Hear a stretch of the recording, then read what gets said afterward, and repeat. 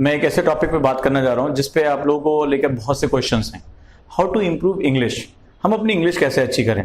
Definitely आज हम कई हिस्सों में जाते हैं, चाहे हम कंपटीशन की तैयारी कर रहे हैं, खासतौर पे यूपीएससी जैसे एग्जाम की तैयारी कर रहे हैं, या कहीं पे भी हमें इंग्लिश इंप्रूव करना बहुत जरूरी होता है। हम जानते हैं इसके लिए हमारे पास वोकैब अच्छी होनी चाहिए, शब्दावलियां अच्छी होनी चाहिए, हमें ग्रामर की अच्छी नॉलेज होनी चाहिए, जो हम व्याकरण हम पढ़ते हैं वो हमारे पास अच्छा होना चाहिए। ये तो एक बेसिक फंडामेंटल रहा, हमें टीचर की जरूरत पड़ती है। लेकिन अगर ये चीजें अवेलेबल नहीं हैं तो हम अपनी इंग्लिश को कैसे इंप्रूव कर सकते हैं। प्रैक्टिकल आपको एक एग्जांपल देता हूं।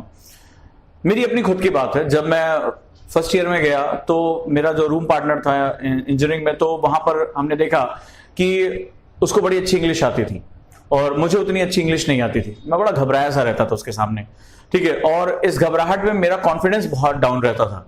तो मैं जानबूझकर हिंदी ज्यादा पढ़ता था ताकि वो जो है उससे मैं बचा रहूं और मैं अपनी स्ट्रेंथ पे जो है वो काम करता रहूं।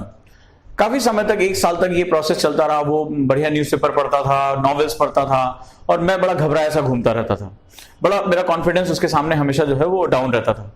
हो सकता है कि ऐसी कोई सिचुएशन आपके सामने भी रही हो।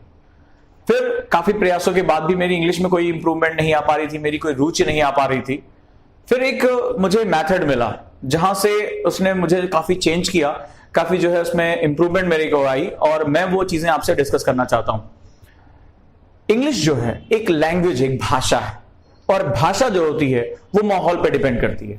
आपको जो माहौल मिलता है, आपका दिमाग जो होता है वो शब्दों को एब्जॉर्ब कर लेता है, उसको जो है अडॉप्ट कर लेता है, और वही जो है वो अपनी बात को एक्सप्रेस करने के लिए कहता है। मेरे तमाम ऐसे रिलेटिव हैं जो फॉरेन में रहते हैं, और उनके जो छोटे छोटे बच्चे हैं, अभी 2 साल के, 1.5 साल के, और जब भी वो स्पीकिंग करते हैं तो वो थ्रू आउट इंग्लिश बोलते हैं। अब उन्होंने ना तो कोई ग्रामर की मतलब बुक पढ़ी, ना वो किसी स्कूल में गए, लेकिन वो थ्रू आउट इंग्लिश बोलते हैं। जब वो इंडिया आते हैं तो उनको हिंदी बोलने में दिक्कत होती है। तो इसका सीधा सा मतलब है कि जो भाषा होती है वो हमारे एटमॉस्फियर से तैयार होती है। मैंने क्या किया था अपनी इंग्लिश को इंप्रूव करने के लिए या इन चीजों को समझने के लिए, आई स्टार्टेड रीडिंग नॉवेल्स, ठीक है, कॉमिक्स। सबसे पहले आर्ची की कॉमिक्स या तमाम जो इस तरह की ट्विंकल और ये सब की कॉमिक्स आती है। होता क्या है कि जो लैंग्वेजेस होती हैं वो एक्सप्रेशन का तरीका होती हैं। तो इंग्लिश भी एक लैंग्वेज है, वो भी अपनी बात को कहने का एक तरीका होती है।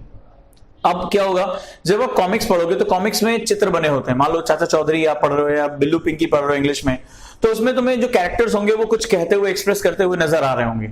उनके साथ जो सिंपल वर्ड होंगे वो आप बड़ी इजीली जो है वो लैंग्वेज को समझ लोगे, राइट। लेकिन सबसे पहले आपको क्या करना पड़ेगा, आपकी जो रिजिडिटी है वही आपको सीखने नहीं दे रही है। हम हिंदी वाले हैं, हम रीजनल लैंग्वेज के हैं, हम इंग्लिश नहीं सीख सकते।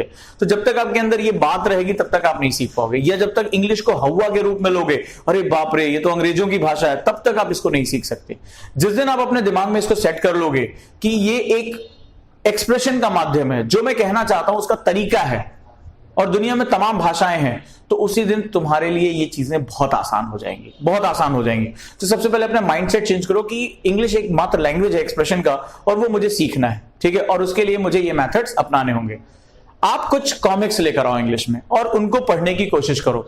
शुरुआत में बहुत अच्छा समझ में नहीं आएगा, लेकिन चित्रों के माध्यम से आपको ये बात समझ में आ जाएगी कि ये क्या कैरेक्टर क्या कहने की कोशिश कर रहा है। धीरे धीरे आपको पता नहीं चलेगा, लेकिन 1 महीने के अंदर ही जो वो language, what are you doing for, ठीक है। तो ये जो कैरेक्टर्स जिस तरह की इंग्लिश वो बोल रहे हैं वो धीरे धीरे तुम्हारे अंदर अपने आप आती चली जाएगी, और जब भी आपको मौका मिले आप इस तरह के वर्ड्स का जो है वो धीरे धीरे इस्तेमाल करना शुरू करो। हिंदी इंग्लिश मिक्स बोलना शुरू करो। व्हाट आर यू डूइंग, ठीक है, what is the meaning of this. तो ये जो छोटे छोटे शब्द हैं ये आप धीरे धीरे अपनी आदत में लेकर आओ। इसके बाद आप बेसिक सिंपल नॉवेल्स पढ़ो। जैसे सबसे अच्छा अगर हम बात करें जिसमें बहुत मजा आता था हमें पढ़ने में, जिसने मुझे रीडिंग हैबिट में लेकर गया, वो चेतन भगत की नॉवेल्स हो गई, जैसे 5 Point Someone, ठीक है, चूंकि इंजीनियरिंग की कहानी है तो बड़ा फैमिलियर सा उसमें लगता था, या 3 Mistakes of My Life, ठीक है। तो ये नॉवेल्स पढ़ने की कोशिश करो। ह्यूमरस हैं, सिंपल इंग्लिश में लिखी गई हैं, ठीक है, बहुत इजी इंग्लिश यूज की गई, कोई भी रीडर इसको पढ़ सकता है। तो कॉमिक्स के बाद आप नॉवेल्स पे आओ। होता क्या है कि जब आप नॉवेल्स पढ़ना शुरू करते हो, कॉमिक्स पढ़ना शुरू करते हो, आपके दिमाग में एक माहौल बनता है, ठीक है। आप उन कैरेक्टर जो लैंग्वेज यूज कर रहा है, ठीक है, वो लैंग्वेज आप अडॉप्ट करना शुरू कर देते हो। वो लैंग्वेज आपके अंदर अपने आप आनी शुरू हो जाती है, आपको पता भी नहीं चलेगा। ये धीरे धीरे, जैसे आप 3 से 4 नॉवेल आप ईमानदारी से खत्म कर लोगे, भले चाहे उसमें आधी बातें आपको समझ में आई या नहीं आई, इसमें आप बहुत ज्यादा जो है वो स्टिक मत होना। जैसे वो आप पढ़ना शुरू करोगे, धीरे धीरे उसके जो वर्ड्स हैं, फैमिलियर वर्ड हैं, वो धीरे धीरे तुम्हारी अपनी लैंग्वेज में आनी शुरू हो जाएंगी। इस हैबिट को कंटिन्यू करके रखो। इसके बाद जब भी वीकेंड पे आपको टाइम मिले तो जो इंग्लिश मूवीज होती हैं, नॉट विद सबटाइटल्स, जो इंग्लिश मूवीज होती हैं, जैसे ऑस्कर मूवीज, जैसे मिलियन डॉलर बेबी हो गया, ये तमाम अदर जो अच्छी मूवीज हैं, जो ऑस्कर मूवीज हैं, उनको जो है आप हेडफोन लगाकर इंग्लिश में ही उनको देखने की कोशिश करो, क्योंकि सामने पिक्चर चल रही होगी तो हमें वो चीजें समझ में आ जाती हैं। अब वो जो लैंग्वेजेस यूज कर रहे हैं, धीरे धीरे जब भी आप वीकेंड पे 1 या 2 मूवी अपना जो है वो देखते रहो अपने एंजॉयमेंट के लिए। अच्छी मूवीज होती हैं, बहुत मोटिवेशनल मूवीज होती हैं, जैसे अक्टूबर स्काई आप देख सकते हो, एक बहुत मोटिवेशनल मूवी है। मिलियन डॉलर बेबी देख सकते हो। ये जो मूवीज हैं ये बहुत इंस्पायर करती हैं, इनको आप देखोगे। साथ ही साथ वो जो कैरेक्टर बोलते हैं वो धीरे धीरे वो वर्ड्स आपके अंदर सीडिंग करनी शुरू हो जाएंगे, वो अंदर आना शुरू हो जाएगा, और धीरे धीरे जो आपका डर है, जो डर ही आपको इंग्लिश नहीं सीखने दे रहा है, वो डर हट जाएगा धीरे धीरे। फिर उसके बाद आप इंग्लिश न्यूज़पेपर पे जाओ, क्योंकि पहले स्टेप पे आप न्यूज़पेपर पे गए, मैंने भी ये करके देखा, हिंदू सामने रहता था, समझ में नहीं आता था क्या लिखा हुआ है, तो पहले स्टेप पे आप गए, आप फंस जाओगे। ठीक है, आपको एक बड़ी वितृष्णा सी पैदा होगी, एक बहुत अजीब सा कुछ दिन बाद जब आप उसके वर्ड्स नहीं समझ पा रहे हो, बहुत लिटरेचर लिखा गया है, बहुत गंभीर बातें लिखी गई, नहीं समझ पाओगे, धीरे धीरे आप उससे घृणा करने लगोगे, आप एक दूरी बना लोगे।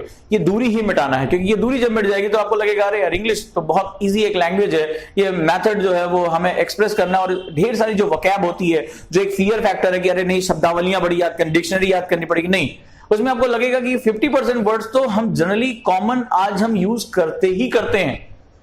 कुछ दो चार वर्ड हैं वो धीरे धीरे आपकी प्रैक्टिस में अपने आप आ जाएंगे, अपने आप आ जाएंगे। तो इस मेथड का इस्तेमाल करिए, आप देखेंगे कि जो आपका डर है वो काफी हद तक खत्म हो जाएगा, और इस लैंग्वेज से आप फैमिलियर हो जाओगे, और जब आप फैमिलियर हो जाओगे तो अगला स्टेप आपका है। फिर वहां आपको मेहनत करनी है, वहां आप थोड़ा वोकैब आपको इकट्ठा करना है, थोड़े से और अच्छा जो लिटरेचर पढ़ना है, आप अगले स्टेप की बुक्स पे जा सकते हो, अरुंधति राय पढ़ सकते हो, एन रैंड पढ़ सकते हो, ये जो और लिटरेचर का जो है चीजें वो पढ़ सकते हो। इसमें सबसे बड़ी फायदा होगा कि आप जो है वो अपना क्या नाम, इंग्लिश तो अच्छी करने के साथ साथ आपकी रीडिंग हैबिट भी अच्छी होगी, आपकी पढ़ने की जो प्रवृत्ति है वो भी इंप्रूव होती चली जाएगी।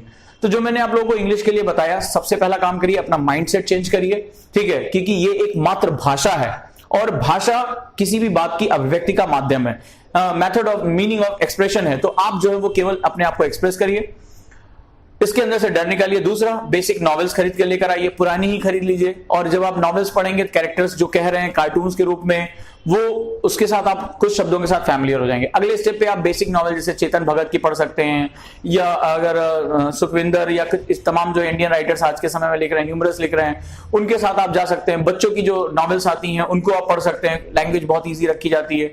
फिर इसके बाद आप थोड़े से स्टैंडर्ड नॉवेल पे जा सकते हैं, इससे आपकी रीडिंग हैबिट भी अच्छी होगी, आपकी वोकैबुलरी भी अच्छी होगी, और कुछ शब्द ऐसे लग रहे हैं जो अच्छे हैं, कठिन हैं, उनको एक डायरी में लिखते जाइए।